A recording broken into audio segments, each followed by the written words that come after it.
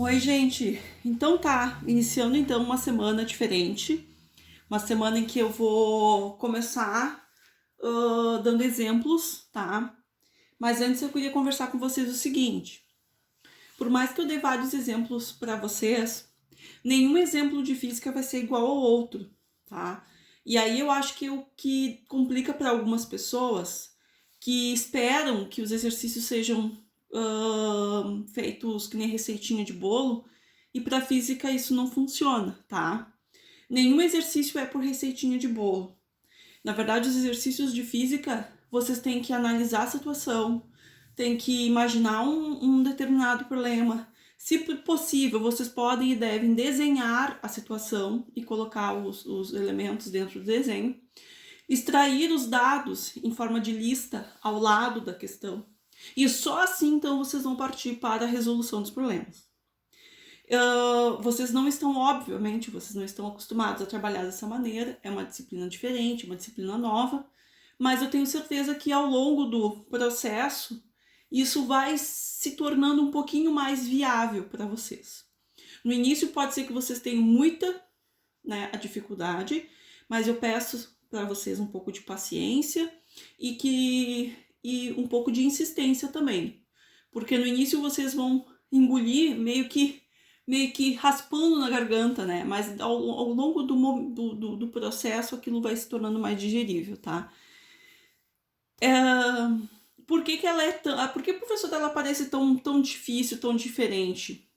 Porque é uma disciplina que engloba duas coisas que muitos de vocês têm um pouco de resistência, que é a interpretação de texto, né? Que alguns têm muita dificuldade de ler e interpretar, e a matemática e os problemas da matemática, né? Então, o raciocínio lógico que a matemática impõe, que é o caso daqueles probleminhas matemáticos que vocês tinham lá no ensino fundamental. Então, agora ele surge transvestido de uma ciência aplicada à natureza para resolver fenômenos da natureza.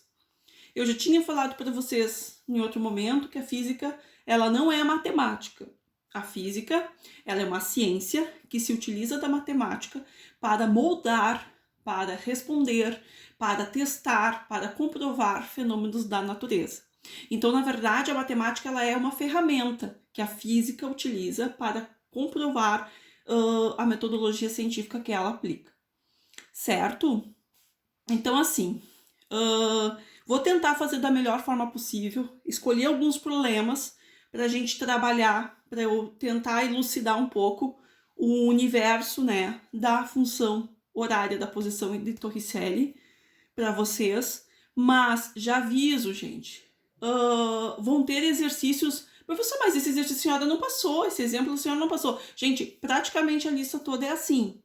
Então, alguns vão ser parecidos, mas outros não serão, né? Então, para eu poder fazer um exemplo de cada, eu teria que resolver a lista inteira para vocês, né? Então, e aí eu daria outros exemplos também, cada um teria mais especificidades, enfim. Então, o ideal é que vocês peguem a maneira de pensar, tentem construir uma lógica em cima do problema e saibam utilizar as ferramentas que são oferecidas, certo?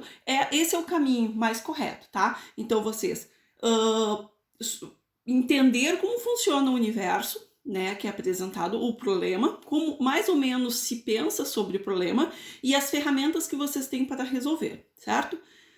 Eu vou encerrar o videozinho aqui, que eu ia começar falando sobre a função horária da posição de Torricelli, e eu vou fazer um outro videozinho falando sobre isso, tá? É para não ficar muito grande esse, mas eu precisava falar isso para vocês, certinho? Então até o próximo.